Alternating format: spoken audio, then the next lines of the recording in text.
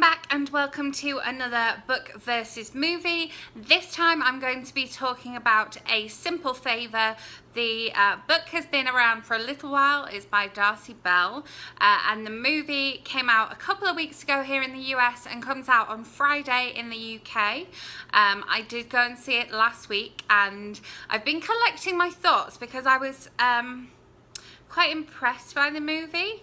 But I thought it was quite different to the book. Obviously, I know that these movies are always just based on the book and they often have a different person writing the script and things are going to be different, but that's why I make these movies, to look at the similarities and the differences and to help you make up your mind if you loved the book, whether it's worth seeing the movie or not. Because sometimes if you are so passionately in love with a book, seeing a movie that changes things in the book can be a complex experience. Okay, so this is why I like talking about book versus movie on this channel. It's probably one of my favorite kind of videos to make. So A Simple Favour, yeah, I was really impressed with the film. In terms of the characters, I thought that Anna Kendrick and Blake Lively did a fantastic job of playing Stephanie and Emily in the film. When you read a book, obviously you get a character in your mind and you get a picture of that character, and it was quite similar to what these two women were like. Probably Stephanie was a little more glamorous than I would have expected, but it's Hollywood, it has to be glamorous. But yeah, I thought the characters, the two main female characters in this book, the actresses did a great job of portraying them and did a great job of like interpreting their personalities that really come across in the book as well.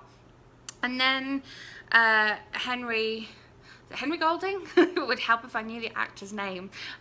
He just did a great job of just being him, being on screen and being lovely to look at. But yeah, I thought he did a good job of interpreting our male lead as well.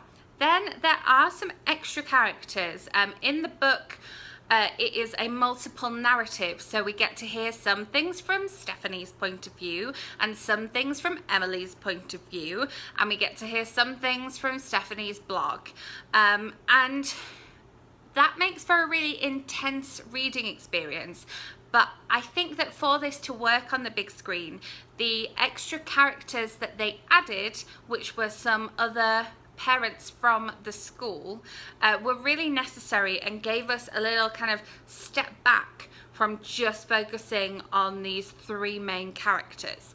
And I think that that's necessary because in the book we get to see Stephanie's blog and we get to see Stephanie's thoughts and we get to see how Stephanie perceives things that Emily does and vice versa. But for it to work as a film, I think having a little bit of a couple of outside characters to look at how Emily and Stephanie are perceived, I think really worked well. And it doesn't hurt that one of the parents from the school is played by Andrew Rannells, who is just, his comedy timing is just fantastic. I love him in everything that he does. And I was like, when the screen cast came up on the screen, it was like, Andrew Rannells, who is he playing? What's going on here?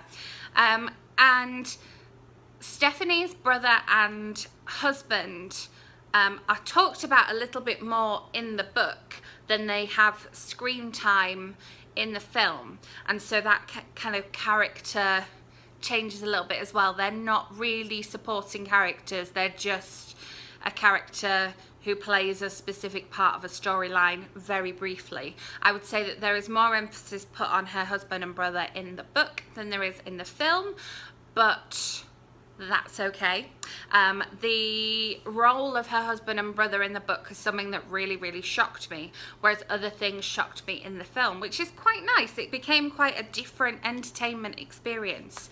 The main difference that I saw was the fact that the film feels a little bit lighter and definitely has more comedy moments in it than the book does. So the book is definitely a thriller, specifically a domestic thriller. Think Big Little Lies, think Then She Was Gone.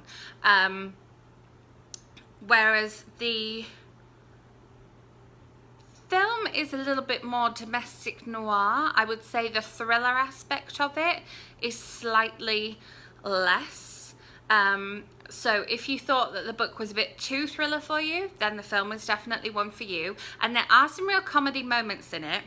Thankfully, I saw the film in quite a full auditorium, so there was a lot of audience reaction. There was audience reaction to funny bits where people were laughing, and then there was audience reaction to the darker, more evil things that people did. Not mentioning, always free of spoilers here. And there was people gasping in the cinema, which obviously I didn't get because I had read the book, so I knew things that were coming. However, I did have moments in the book where I gasped. So I think that they do the kind of suspenseful moments and the revelations really well in the film, because there were people gasping. But at no point in the book did I laugh, whereas I did laugh at things in the film. And I did see Anna Kendrick being interviewed about it on one of the late night talk shows, and she said it's, you know, it's dark, but it's also light at the same time. It's got some comedy moments in it, and I think I wouldn't describe the book as being that way. I think the book is definitely a thriller, but yeah, I think the film is a lot lighter. But if you enjoyed the book, I think you will still enjoy the film. The ending feels, I'm not saying anything that happened, not giving any spoilers, the ending feels different from the book. And yeah, because I don't want to go into any more than that and spoil anything for anybody, that's all I'm going to say on the ending. But I thought the film was really entertaining and really well shot. There's some quite dark moments in it in terms of the actual atmosphere of the film. So we've got a lot of rain, and it's set in the northeast, it's set in Connecticut, and so I think that's what helps make it feel more like a thriller than just a classic comedy or sort of domestic drama. I think Blake Lively was probably slightly more glamorous than I pictured Emily in my head, but then Emily is described as being very glamorous and having this very glamorous lifestyle, and I thought the kids in the film did a really good job as well. I feel that their role was pretty much the same as in the book. So obviously it's surrounding two moms, so we need to have the kids in there as well. But yeah, I think that overall it was a really good interpretation of the book. And as I say, if you think that a domestic thriller as a book for you is a little bit too much, then I think the film will be really well suited. I don't think you have to have read the book to see the film. I don't think a lot of people have read the book, although I did see it in the little teeny tiny paperback for like $6 in Target yesterday. So if you're planning on picking up the book, you could get it from there. I got mine from the library, obviously. But yeah, that's my thoughts. I thought the characters did really well, the ending felt different, and the general feeling of the film felt quite different, but I enjoyed seeing all of the actors on screen, and the whole film experience was a really enjoyable one. So let me know in the comments if you've read this book or if you are planning on seeing the film. I would love to hear if this has helped make up your mind one way or the other. As always, please give this video a thumbs up if you enjoyed, and make sure you're subscribed so that my next video lands in your subscription feed. I have some exciting stuff coming up. And thank you very much for watching. Bye!